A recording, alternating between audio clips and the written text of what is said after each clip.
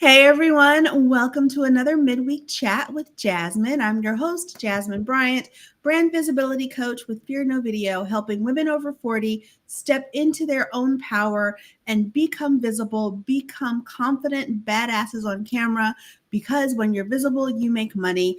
And I am quite sure that is why you're in business.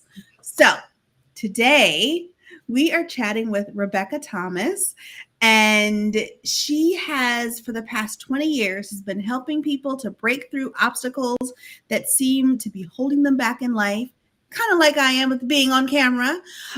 She's got this high energy. I mean, look at that smile, you guys. Look at this smile. Contagious confidence. She has been teaching women how to live their lives on purpose, with purpose, and my favorite part, making the rules as they go. So, Rebecca, welcome. Yeah, thanks for having me. Yeah, no worries. Thank you for being here. I'm super pumped to talk with you because I feel like our missions are aligned, hmm right? Like helping women to step into who they are, who they're meant to be powerful, and just to be all they should be, all they want to be. So just tell us a little bit more. I mean, I gave the nickel version, but Yeah. tell us a little bit more about, about what you do and who you serve. And then I'm going to jump in with my 8 billion questions. Okay. Yeah. So just to keep it really short, so I serve mainly, not only, but mainly 30 to 50 something professional women. 30 to 50 something women, like that's just something that's near and dear to my heart. I'm obviously a woman. I'm the oldest of seven. I have five younger sisters, all in their 30s right now. But I also just feel like that's a really beautiful time where it can feel sometimes like things are falling apart, or we feel like things are falling apart. And it's not necessarily that that's the case. It's more that we are changing as individuals. Our priorities change, our values change. I think we come in a little bit more to our power during that age. And so just kind of taking a lay of the land and paying attention to what's happening, and then saying, okay, like if this was working for me, what does that mean? And then taking all of those pieces and putting them back together in a way that truly honors like how we want to live our life. So, and then I target professional women because more than anything, I think like emotions are our superpower, and that is a piece that we don't get to harness so much in professional spaces. So when we can better understand ourselves emotionally, we can actually harness that information and that superpower and allow it to change how we do business in general, which is better for everybody. So just taking more of that emotional intelligence into the workspace so we can change how we do business, do it from a more heart-centered space. So that's who I work with. And then as far as myself, I've just always, like, thinking about that confidence piece, had this really unshakable sense of who I was, even if I couldn't verbalize it. And add to that like one of my core values, not just my human need, but a core value is autonomy. And I am stubborn as the day is long. And so it wasn't until a couple of years ago I realized, like, wait a minute, stubborn, like that's got something to do with my autonomy. So it's just always been this kind of superpower that I've had, and add that on top of being the oldest of seven and just having to get in front of situations and learning, like, I go first, like, we're going to do this, we have to do this, there's no avoiding it. And the less we avoid it, the easier it is. And so just taking a lifetime of that lesson and really showing women that you can go first. A lot of the confidence comes from actually taking the action and putting things in place. And it comes a lot from learning how to trust yourself along the way, which comes from setting really healthy boundaries. So yeah, that's the short of it. Yeah, I mean, you said a lot there. Like, there's a lot to unpack there for the audience, and I'm so here for it, because like some of the things that really stood out to me, your unshakable confidence, right? Like, you like, this is who I am, this is who I'm meant to be, and I think not a lot of women embrace that. I feel like some of it gets taken out of us, Mm-hmm. because I don't think anyone is really born without confidence. I mean, look, little kids, when you think about it, I mean, little kids are probably the most fearless creatures on the planet, So you we know, tend not to be. right? They're told not to be. And so I love that you were like, okay, this is me. I am stubborn. I have this unshakable confidence. And then showing up. as yourself and showing up in the workplace, in the business space is great, because you didn't say, you've got to step into your masculine to do this. I'm going to show you how to do this as you are. And I think that's so key, because so many women, I think, women that I've worked with, they don't have the confidence. And what they do, they think they have to be like men in order to portray power. And that's not the case. Right. That's just the way that we were taught that we had to play the game. Now maybe we just want to change the rules.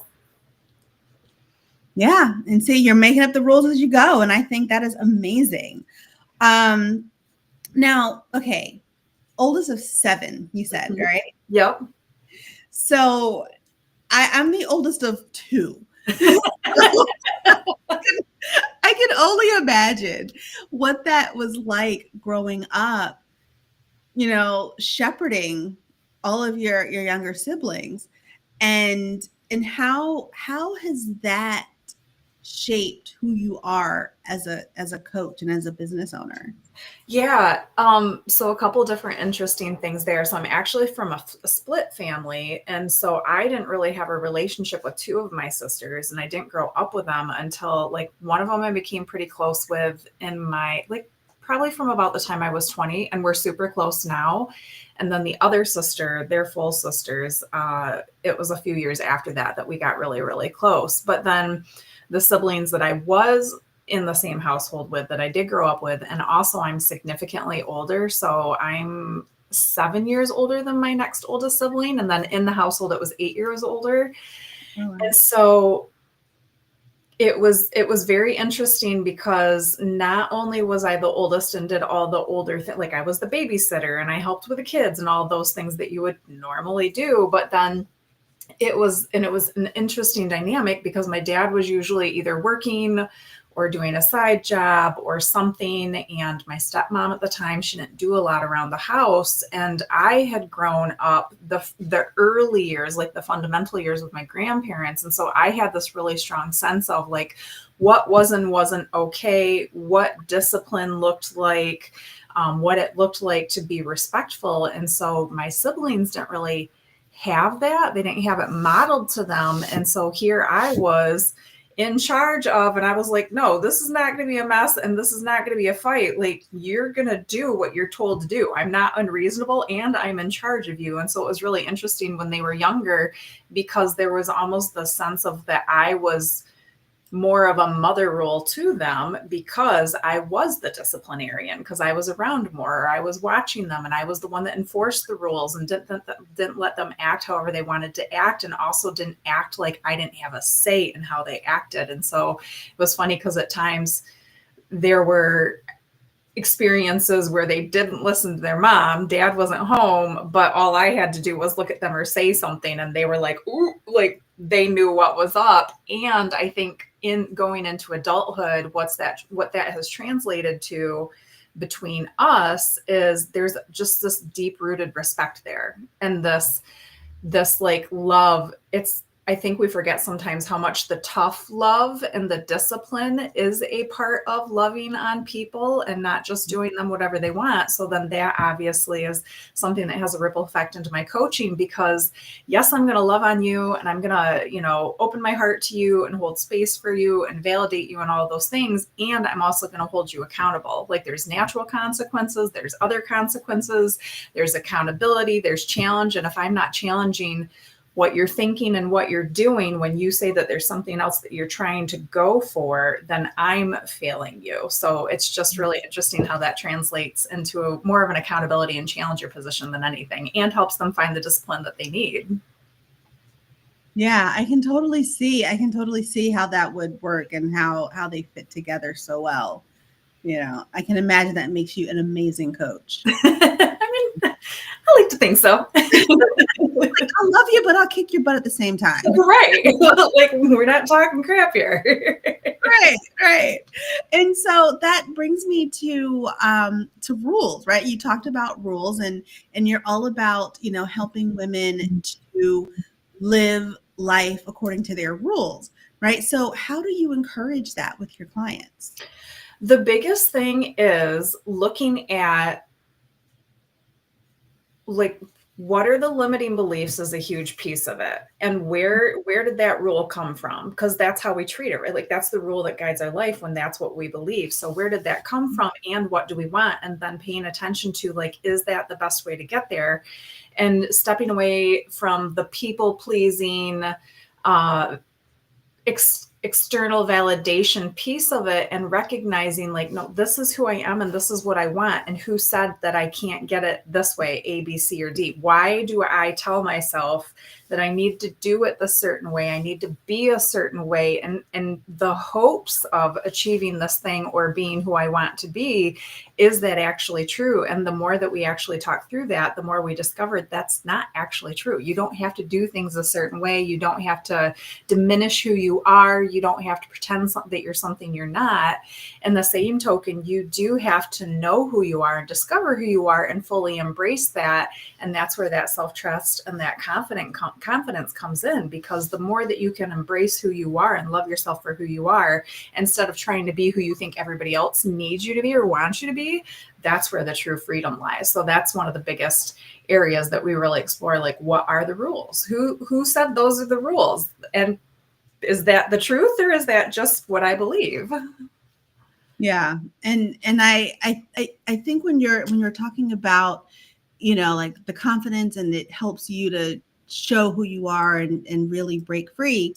That's one of the things that I teach people all the time with being visible, because you need to show people who you are.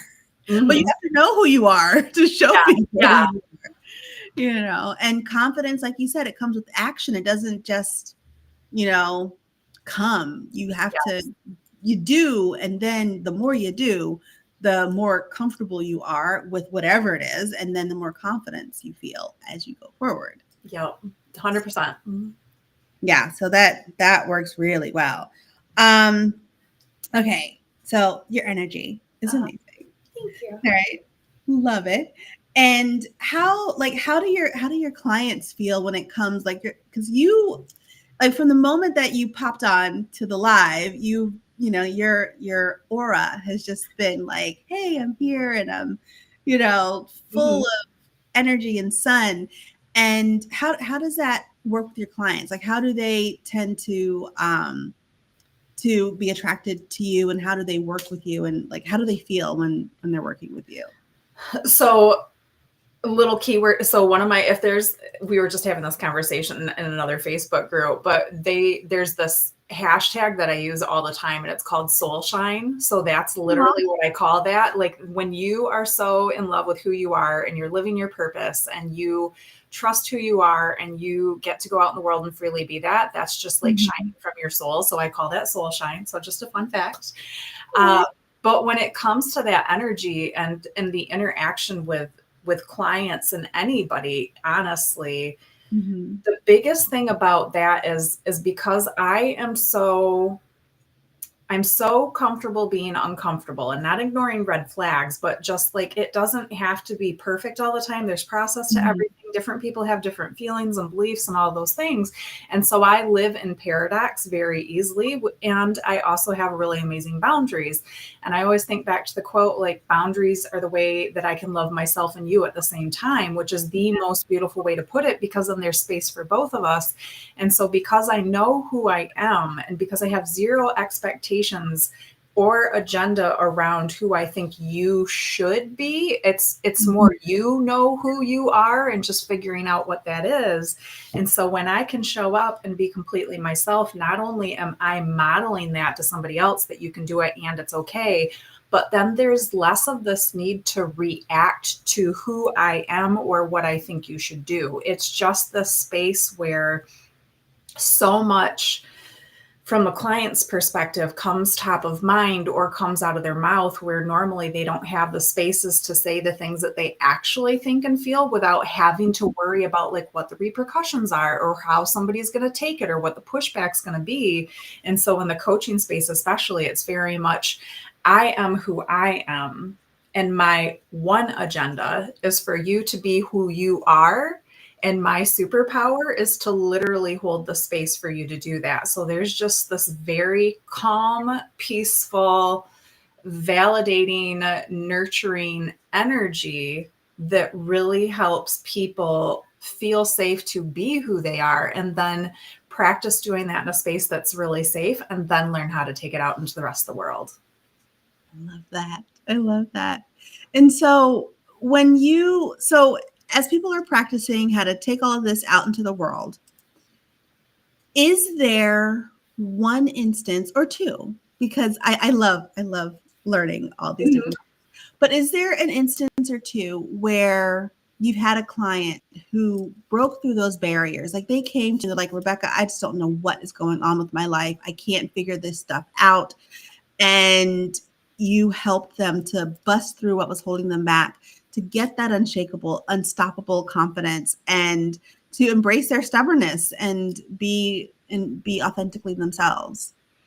It happens all the time, and it happens over and over and over, because I think for a lot of us, most of us, like, it's funny because when we talk about confidence and we talk about being authentic or coming from a place of authenticity, I think a lot of people get it twisted sometimes, that means that I always know what's going to happen. I always have the answer. And it's less that and more, I trust myself to figure it out. I trust the process, and I have a say. I get to make a choice. And so when I look at the confidence and the authenticity piece, in breaking through those things, it's very much challenging those limiting beliefs that they have, those internal beliefs they have, practicing that out in the world, but then also recognizing like there's going to be layers to it. So even though you have a breakthrough in this one area, you might have to revisit that lesson over and over again. And not because you're doing it wrong or because it hasn't sunk in or you haven't changed, but because there's all these little micro beliefs behind it that we still have to unpack. Or maybe that certain belief translates into another area of your life. So maybe you subconsciously are taking a way that you approach a romantic relationship, and that translates into how you navigate a professional landscape. And so I think it's really, really interesting to see how a lot of people think it's like this one and done thing. Like, okay, I broke through, now we're all good. I never have to learn that lesson again. And that's not usually the case. So even being able to talk about that and see how these commonalities, these common threads show up in different areas of our lives, and then just being able to say, oh, okay, I know what that is. And I worked through it over here. And if I could do it over here, I can do it over there. So like, we're good. And so I think that's the biggest thing that I see over and over. It's just, it's always going to be work. It gets easier, it gets faster, and we learn less of the same lesson as we move forward. And then when a better belief or a better mindset or habit becomes our default, we don't have to spend as much time and energy trying to implement it. Eventually something naturally takes over and we work through it in that way. And then we can focus our time and energy on something else. Yeah, I think that's so key. And I love that you're like, just because you have to revisit a lesson doesn't mean you didn't learn it. It doesn't mean that you're a failure with it. You just have something else, something different that you have to learn from it. Yep. And I think a lot of us, I mean, I'll include myself in that. It's like, but I did it, so it's perfect that I'm done, right? Fun, right? Yeah. Yeah. So, you know, if I don't get it, oh, I'm a slow learner. No, you have something different to learn. Yep. And so does that tie into, like, I love your tagline on your name. It's like more than a life coach, right? So does that all tie in together with, you know, what does that mean? Like, you're more than a life coach. So more than a life coach is a few different things. I think one of the reasons I originally penned that was because I am a life coach, yes, but everything that we do and the work that we do together, when we do it the way that I approach it, which is from a foundational perspective, we're not slapping a Band-Aid on something. Everything that we implement and everything that we change is going to have this ripple effect into all areas of your life. So I'm not specifically a business coach. I'm not specifically a relationship coach. In general, I'm a life coach, but it translates into all these different areas of your life. So that's one of the reasons I penned that. Another reason that I say that is because I think a lot of times we can really be hard on ourselves. Like, there's like the stigma behind, like, if I need to have a life coach, that means I'm doing it wrong. I'm doing life wrong. And to be able to admit that or have like the shame around it just is what keeps a lot of people stuck. And so it's recognizing, like, just because you want to work with a life coach doesn't mean that you are a screw up or that there's no hope for you, or there's something wrong with you because you need somebody to come in and help guide you through things that you don't know about. And so that's another piece of it. But then the big piece to it is I am a life coach, and you get that big sister energy. So it's very much like, I'm going to call you on what I see. I don't lie to myself, so I'm not going to lie to you about what I see. That doesn't mean I'm not going to do it out of a ton of love, because it's always through a lens of love.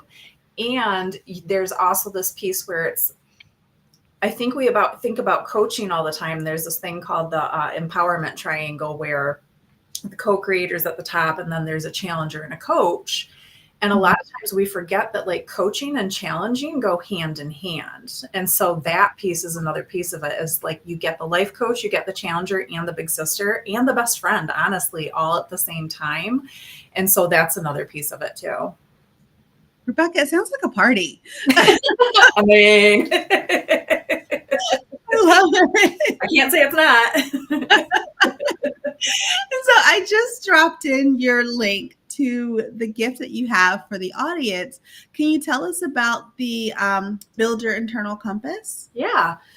So one of the things that I really look at when I work with somebody and help them figure out, when we talk about that piece, like, who are you? What makes you up? And so the 4 pieces that I really lean into when it comes to that is knowing what your core values are, knowing the emotional goal, because especially with what I do and what I focus on, that emotional piece is so important. I think oftentimes we don't even think, like, wait, I get to choose how I feel. And it's not so much, that doesn't mean not feeling all of your feelings. It's more a sense of, how would I like to feel in general, and being able to identify that and define it, and then do more of the things that align you with that.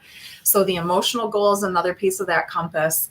And then there's your essence, or your you-ness, which is just what makes you up truly and authentically. So who am I at my core? And then the last piece is, who is the future best version of myself? And not best as in perfect, but just, how do I shine? How am I living my life on purpose, with purpose?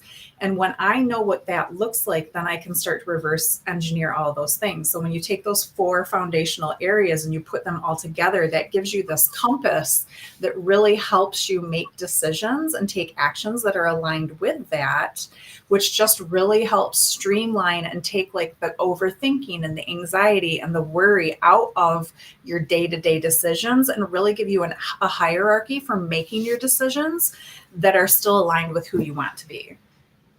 Oh, I love that. That's so beautiful. Thanks. So you guys, you can click the link that's in the comments, mariavenus.com/challenges, and learn how to build your internal compass. And I really am digging the, like, who's the best future version of myself. Like, I think that hit me really, really deeply. So I absolutely enjoy that. I can't wait to look at this guide. And for anyone who's not new, or who is new to me, who's from Rebecca's audience, I just dropped in a link to my event, the Creator Blitz, which is the ultimate content creation weekend. It's a retreat, luxury. It's total glam, where you will create a year's worth of content in a weekend, learn how to do that, get some great mentoring from guest speakers, amazing folks. So I hope you guys can check that out. And Rebecca Thomas, thank you so much for being on the Midweek Chat. I really, really enjoyed our conversation today. Yeah, thank you. I loved our time together too. So thank you, Jasmine. Yeah, no, thank you. And you're very welcome. And thank you for being here. And again, the links are in the chat, in the comments, and you can find Rebecca In the description of these videos, there are all of her links, so you can pop in and find her in all the places. So, Rebecca Thomas, thank you so much. I will see you guys next week. There will not be a Friday live. Sorry about that. I promise I will pick those up again next week. But I'm on the road, so I will not be able to do that. You all have a great week. Stay warm, stay dry. Hopefully, you're not in the middle of a snow squall. We finally got rid of the snow here in Florida because why? We have snow in Florida. But it's gone now. Oh, climate change. What are you going to do? All right, guys, have a good one.